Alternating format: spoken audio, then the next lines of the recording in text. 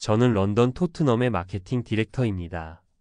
15년간 축구를 오직 숫자로만 봤죠. 하지만 2023년 가을, 저는 회의실에서 경악스러운 판단을 목격합니다. 손흥민의 계약 연장은 재고해야 한다.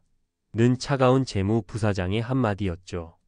하지만 그날 밤, 제 책상 위에 놓인 김 과장의 긴급 보고서가 제 모든 상식을 부쉈습니다. 아시아 투어 수익 75% 손실 예상. 믿기지 않았습니다. 도대체 한 선수가 어떻게 구단 수익의 75%를 좌우할 수 있는 걸까요? 이 비밀을 파헤치기 위해 제가 직접 서울행 비행기에 올랐습니다. 그리고 그곳에서 저는 3조 원이라는 숫자를 넘어선 돈으로 살 수 없는 한국인의 자긍심을 목격했습니다.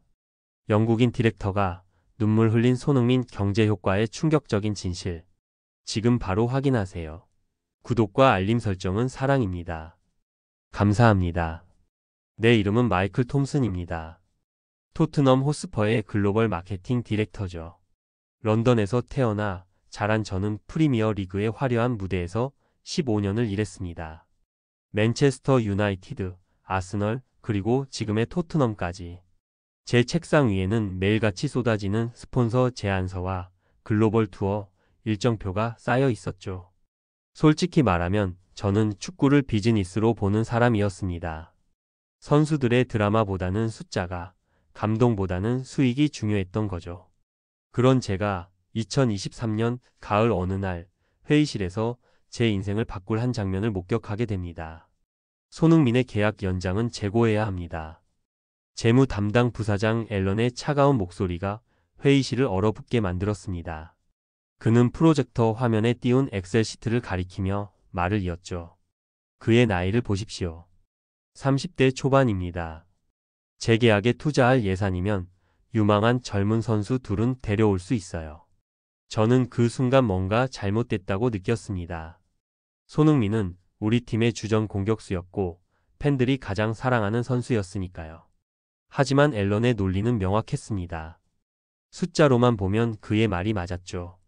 저는 조심스럽게 손을 들었습니다. 앨런, 하지만 손흥민은 아시아 시장에서.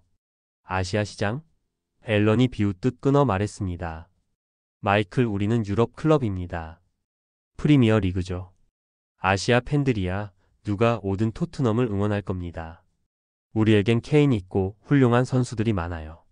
그 말에 회의실의 다른 임원들도 고개를 끄덕였습니다. 저 역시 반박할 근거가 없었죠. 사실 저도 그때까지는 손흥민을 특별하게 여기지 않았습니다.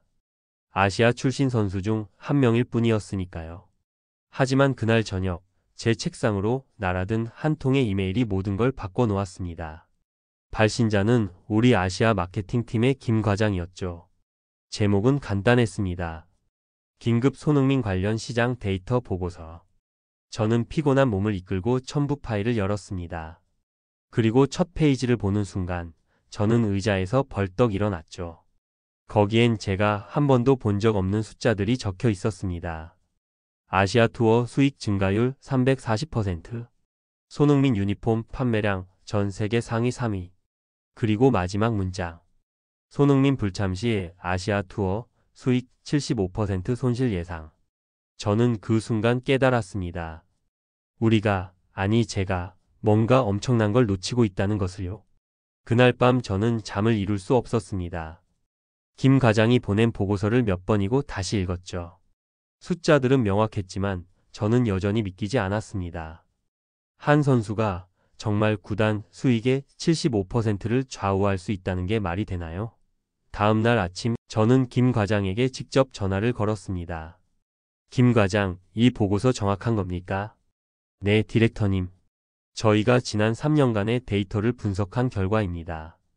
김 과장의 목소리는 차분했지만 확신에 차 있었습니다. 하지만 75%라니.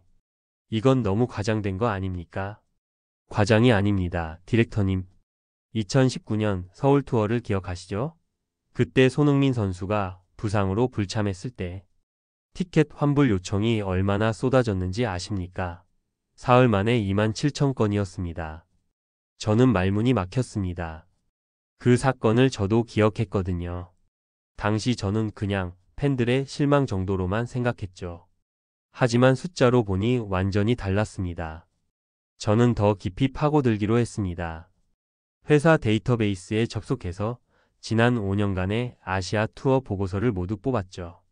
그리고 엑셀 시트에 하나하나 정리하기 시작했습니다. 손흥민이 참가한 투어와 불참한 투어를 나눠서 비교했죠. 결과는 충격적이었습니다. 손흥민이 참가한 투어의 평균 티켓 판매율은 98%였습니다. 그가 불참한 투어는 54%에 불과했죠. 스폰서 수익도 마찬가지였습니다. 그가 있을 때와 없을 때의 차이가 거의 3배였습니다. 저는 더 놀라운 사실을 발견했습니다. 한국뿐만 아니라 중국, 일본, 동남아시아 전체에서 같은 패턴이 나타났다는 거죠. 손흥민은 한국 선수였지만 그의 영향력은 아시아 전체를 아우르고 있었습니다. 이건 단순한 인기가 아니야. 저는 혼잣말로 중얼거렸습니다. 이건 시장 지배력이었죠. 한 선수가 대륙 하나를 움직이고 있었던 겁니다. 저는 이 데이터를 앨런에게 보여줘야 한다고 생각했습니다. 하지만 그 전에 더 확실한 증거가 필요했죠. 저는 우리 디지털 마케팅 팀에 연락했습니다. 지난 3년간 소셜미디어 인게이지먼트 데이터 좀 보내주세요.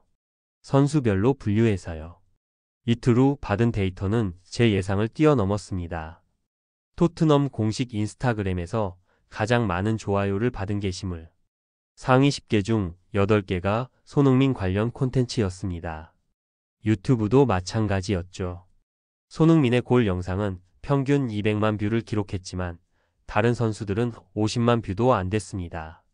저는 드디어 깨달았습니다. 손흥민은 선수가 아니었습니다. 그는 우리 클럽의 아시아 시장 진입 열쇠였던 거죠. 하지만 앨런을 설득하는 건 여전히 쉽지 않을 거라는 걸 알았습니다. 그는 숫자만 믿는 사람이었고 감정이나 직관 같은 건 인정하지 않았으니까요. 일주일 후 저는 앨런의 사무실 문을 두드렸습니다. 손에는 두툼한 보고서 파일이 들려 있었죠. 앨런은 안경 너머로 저를 쳐다보며 퉁명스럽게 말했습니다. 무슨 일인가, 마이클? 손흥민에 관한 데이터를 가져왔습니다. 앨런의 표정이 굳어졌습니다. 그는 한숨을 쉬며 시계를 봤죠. 10분 드리겠습니다. 저는 서둘러 자료를 펼쳤습니다. 아시아 투어 수익 비교표, 소셜미디어 데이터, 유니폼 판매 통계까지. 하나하나 설명하는 동안 앨런의 표정은 변하지 않았습니다. 마치 돌처럼 굳어 있었죠. 저는 마지막 카드를 꺼냈습니다. 앨런, 만약 손흥민이 떠나면 우리는 연간 최소 4천만 파운드의 손실을 입게 됩니다. 4천만? 앨런이 비웃었습니다. 그건 과대평가야. 자네 계산에 뭔가 오류가 있을 거야. 저는 분했지만 참았습니다. 앨런은 제 보고서를 휙 넘기더니 가장 중요한 페이지에서 멈췄죠.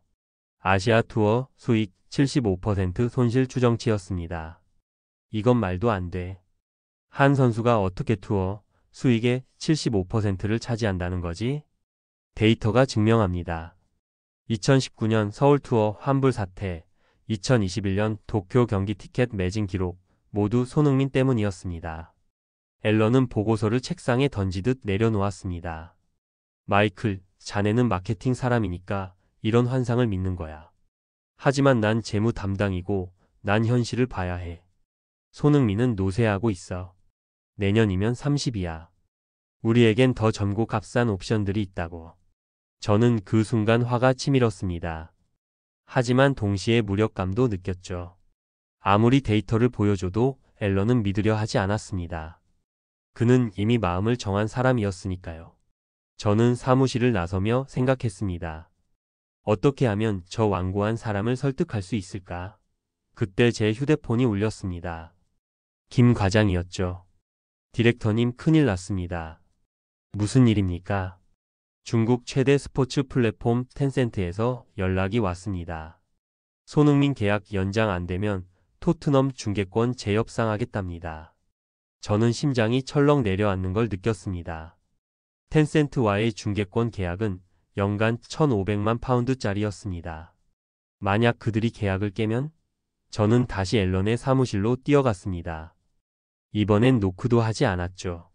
문을 벌컥 열고 들어가서 숨을 헐떡이며 말했습니다. 텐센트가 연락 왔습니다. 손흥민 없으면 중계권 재협상입니다. 앨런의 얼굴이 처음으로 굳어졌습니다.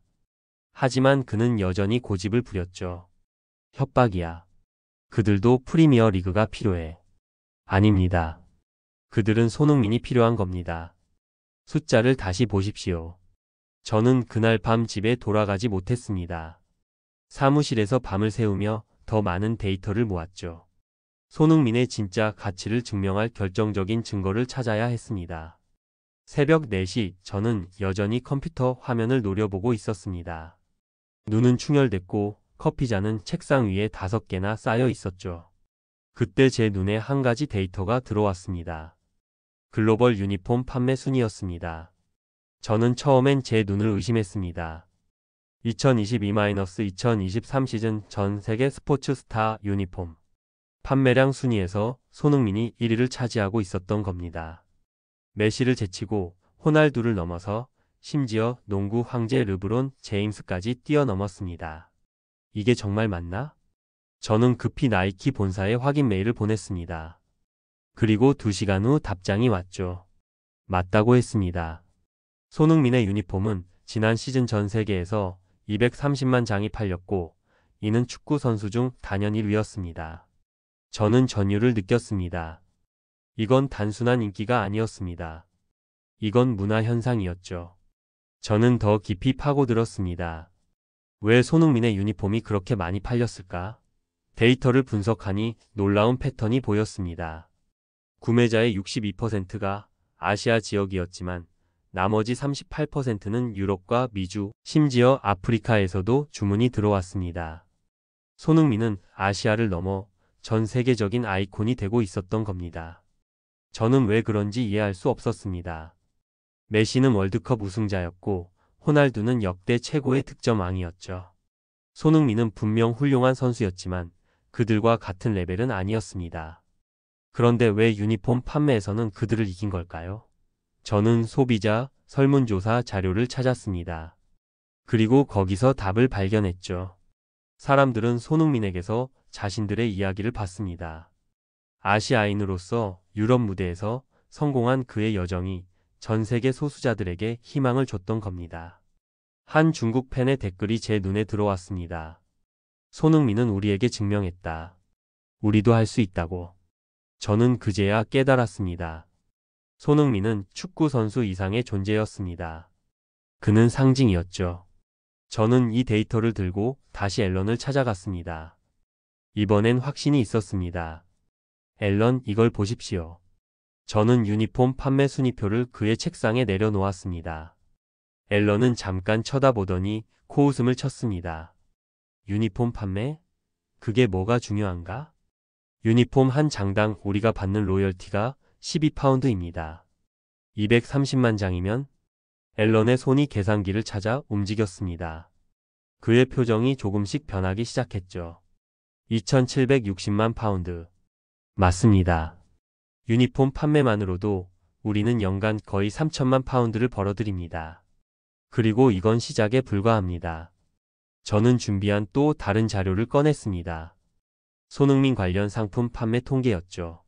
포스터, 피규어, 사인볼, 심지어 휴대폰 케이스까지. 모든 손흥민 굿즈가 다른 선수들보다 평균 4배 이상 팔리고 있었습니다. 앨런은 여전히 확신하지 못한 표정이었습니다. 하지만 저는 그의 눈빛이 흔들리는 걸 느꼈죠. 숫자는 거짓말을 하지 않았고 앨런은 숫자를 믿는 사람이었습니다. 저는 마지막 카드를 꺼낼 때가 됐다고 판단했습니다. 앨런, 한 가지 제안이 있습니다. 다음 주 서울에서 열리는 프리시즌 투어에 저를 보내주십시오. 서울? 왜? 직접 확인하고 싶습니다. 손흥민의 가치가 진짜인지 제 눈으로 보고 싶습니다. 앨런은 잠시 고민하더니 고개를 끄덕였습니다. 어쩌면 그도 확인하고 싶었는지 모릅니다. 일주일 후 저는 인천공항에 도착했습니다. 김 과장이 마중 나와 있었죠. 디렉터님 환영합니다. 내일 경기 준비는 다 됐습니다. 티켓은 다 팔렸습니까? 3일 만에 매진됐습니다. 6만 7천석이요. 저는 놀랐지만 겉으로 티를 내지 않았습니다. 숫자로는 알고 있었지만 막상 듣고 보니 실감이 났죠. 다음 날 저는 경기장에 일찍 도착했습니다. 아직 정오도 안 됐는데 경기장 주변은 이미 사람들로 가득했습니다. 손흥민 유니폼을 입은 팬들이 길거리를 메우고 있었죠. 어린아이부터 노인까지 모두가 똑같은 7번 유니폼을 입고 있었습니다. 저는 한 아버지에게 다가가 물었습니다. 김 과장이 통역을 해줬죠. 왜 손흥민을 좋아하십니까? 그 아버지는 웃으며 자기 아들을 가리켰습니다. 이 아이가 축구를 시작한 게 손흥민 선수 때문입니다. 우리 같은 아시아 사람도 유럽에서 최고가 될 수 있다는 걸 보여줬으니까요. 저는 그 말에 가슴이 뭉클했습니다. 이건 단순한 팬심이 아니었습니다. 이건 꿈이었고 희망이었습니다. 저는 경기장 안으로 들어갔습니다. 관중석은 이미 반 이상 차 있었고 사람들은 손흥민의 이름을 연호하고 있었죠. 경기 시작 2시간 전인데도 말입니다. 경기가 시작됐습니다. 손흥민이 피치에 등장하는 순간 경기장이 폭발했습니다. 6만 명의 함성이 한꺼번에 터져 나왔죠. 저는 평생 축구장을 다녔지만 그런 함성은 처음 들어봤습니다. 그건 환호가 아니었습니다. 그건 사랑이었죠. 경기 중반 손흥민이 골을 넣었습니다. 그 순간 저는 소름이 돋았습니다. 6만 명이 동시에 울부짖었고 일부 사람들은 눈물을 흘리고 있었습니다. 저는 그제야 이해했습니다. 손흥민은 그들에게 단순한 축구 선수가 아니었습니다. 그는 그들의 자긍심이었고 그들의 꿈이었으며 그들의 미래였습니다. 경기가 끝난 후 저는 구단 상품 매장을 둘러봤습니다. 사람들이 줄을 서서 손흥민 유니폼을 사고 있었죠. 1시간 만에 재고가 다 떨어졌습니다. 1,500장이 순식간에 팔린 겁니다. 저는 계산기를 꺼냈습니다. 유니폼 한 장에 90파운드. 1,500장이면 13만 5천 파운드입니다. 하루 경기로 말이죠. 저는 그날 밤 호텔 방에서 잠들지 못했습니다. 머릿속에서 오늘 본 광경들이 계속 재생됐죠. 눈물을 흘리던 팬들, 손흥민의 이름을 외치던 아이들, 그리고 1시간 만에 매진된 유니폼. 저는 노트북을 열고 급히 보고서를 작성하기 시작했습니다. 이번엔 숫자가 아니었습니다. 제가 느낀 것, 제가 본 것을 있는 그대로 적었죠. 다음 날 아침 저는 김 과장과 함께 현대자동차 본사를 방문했습니다. 그들은 토트넘의 주요 스폰서였고 손흥민을 모델로 쓰고 있었죠. 마케팅 이사 박 상무가 저를 맞이했습니다. 디렉터님, 어제 경기 어떠셨습니까? 놀라웠습니다. 솔직히 예상을 훨씬 뛰어넘었습니다. 박 상무는 웃으며 태블릿을 건넸습니다. 화면에는 현대차의 유럽 판매 통계가 떠 있었죠. 손흥민 선수가 우리 광고 모델이 된 후 유럽 시장 점유율이 18% 증가했습니다. 특히 영국에서요. 저는 화면을 자세히 들여다봤습니다. 그래프는 명확했습니다. 손흥민이 광고에 등장한 2020년부터 판매량이 급증했던 겁니다. 이게 정말 손흥민 효과입니까? 물론입니다. 우리가 소비자 조사를 했는데 영국 구매자의 35%가 손흥민 광고를 보고 현대차에 호감을 갖게 됐다고 답했습니다. 저는 충격을 받았습니다. 손흥민은 토트넘뿐만 아니라 한국 기업 전체에 영향을 미치고 있었던 겁니다. 박 상무는 계속해서 설명했습니다. 손흥민 선수의 경제적 가치를 아십니까? 한국 연구기관에서 계산했는데 연간 3조 원이 넘습니다. 3조 원이요? 네, 그중 직접 효과가 약 2조 3천억 원이고 나머지는 국민 자긍심 같은 무형 가치입니다. 저는 그 숫자를 파운드로 환산해 봤습니다. 약 18억 파운드였습니다. 한 사람이 만들어내는 가치치고는 상상을 초월하는 금액이었죠. 저는 박 상무에게 물었습니다. 국민 자긍심을 어떻게 돈으로 환산합니까? 박 상무는 잠시 생각하더니 창밖을 가리켰습니다. 저기 보이는 아이들을 보십시오. 창밖에는 축구공을 차며 노는 아이들이 있었습니다. 모두 손흥민 유니폼을 입고 있었죠. 저 아이들은 손흥민을 보며 꿈을 꿉니다. 자기도 유럽에서 뛸 수 있다고, 자기도 세계 최고가 될 수 있다고 믿습니다. 그 꿈의 가치를 어떻게 매길 수 있겠습니까? 저는 말문이 막혔습니다. 박상무의 말이 맞았습니다. 손흥민이 만들어낸 건 돈만이 아니었습니다. 그는 한 세대 전체에게 희망을 심어줬던 겁니다. 저는 그날 오후 다시 경기장 근처를 걸었습니다. 한 카페에 들어갔는데 벽에 손흥민의 사진이 걸려 있었죠. 주인 할머니가 다가와 말을 걸었고 김 과장이 통역했습니다. 우리 손자가 손흥민처럼 되고 싶대요. 매일 축구 연습하러 나간답니다. 할머니의 눈가에 미소가 번졌습니다. 저는 그 미소를 보며 깨달았습니다. 손흥민의 가치는 숫자로 잴 수 없었습니다. 런던으로 돌아온 저는 완전히 다른 사람이 되어 있었습니다. 서울에서 본 것들이 제 안에서 계속 메아리 쳤죠. 저는 더 이상 손흥민을 하나의 자산으로 보지 않았습니다. 그는 현상이었고 움직임이었으며 무엇보다 사람들의 희망이었습니다. 저는 앨런을 만나기 전에 먼저 구단주에게 보고하기로 했습니다. 이건 재무부서만의 문제가 아니었으니까요. 데니얼 레비 구단주는 제 보고서를 읽으며 여러 번 고개를 끄덕였습니다. 그는 숫자에 밝은 사람이었지만 동시에 비즈니스의 본질을 아는 사람이기도 했죠. 마이클, 자네가 서울에서 본 게 진짜라고 확신하나? 네, 구단주님. 제 30년 커리어에서 본 가장 강력한 팬 베이스였습니다. 레비는 창밖을 바라보며 말했습니다. 앨런이 손흥민 계약 연장을 반대하고 있다는 거 알고 있네. 자네 생각은 어떤가? 저는 숨을 깊이 들이쉬었습니다. 이 순간이 모든 걸 결정할 거라는 걸 알았죠. 구단주님, 손흥민을 잃는 건 아시아 시장을 잃는 겁니다. 아니, 그보다 더 큰 걸 잃는 겁니다. 우리의 미래를 잃는 거죠. 레비는 저를 똑바로 쳐다봤습니다. 구체적으로 설명해 보게. 저는 준비한 자료를 펼쳤습니다. 하지만 이번엔 숫자만 보여주지 않았습니다. 서울에서 찍은 사진들을 보여줬죠. 눈물 흘리던 팬들, 줄 서서 유니폼 사던 사람들, 손흥민의 이름을 외치던 아이들. 이게 손흥민의 진짜 가치입니다. 연간 3조 원이라는 숫자는 이 감정들을 환산한 겁니다. 하지만 진짜 가치는 숫자로 잴 수 없습니다. 레비는 한참 동안 사진들을 바라봤습니다.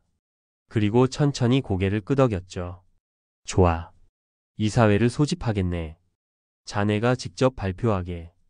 이틀 후 저는 이사회실에 서 있었습니다. 앨런을 포함한 5명의 이사들이 테이블에 앉아 있었죠. 저는 떨리는 손으로 프레젠테이션을 시작했습니다.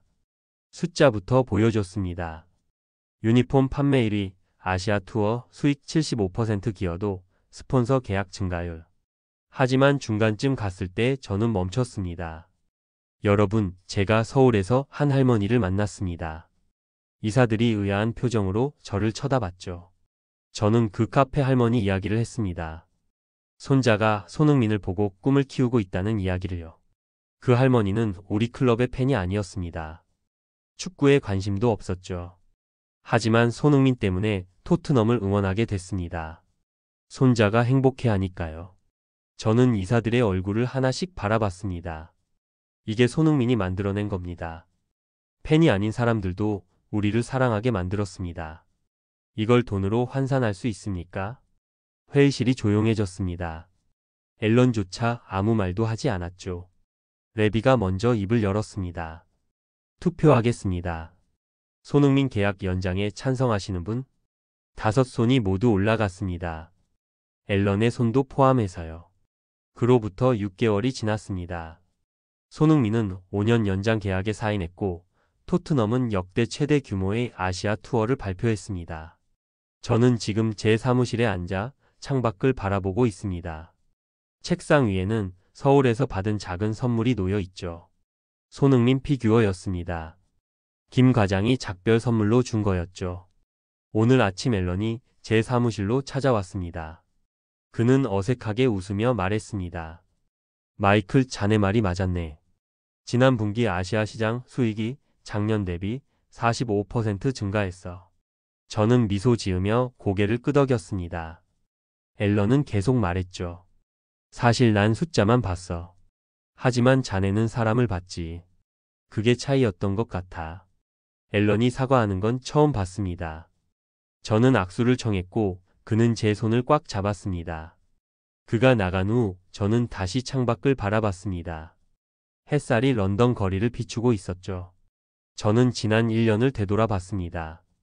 처음 손흥민의 가치를 의심하던 제 모습, 서울에서 받은 충격, 그리고 마침내 그의 진짜 가치를 깨달았던 순간들.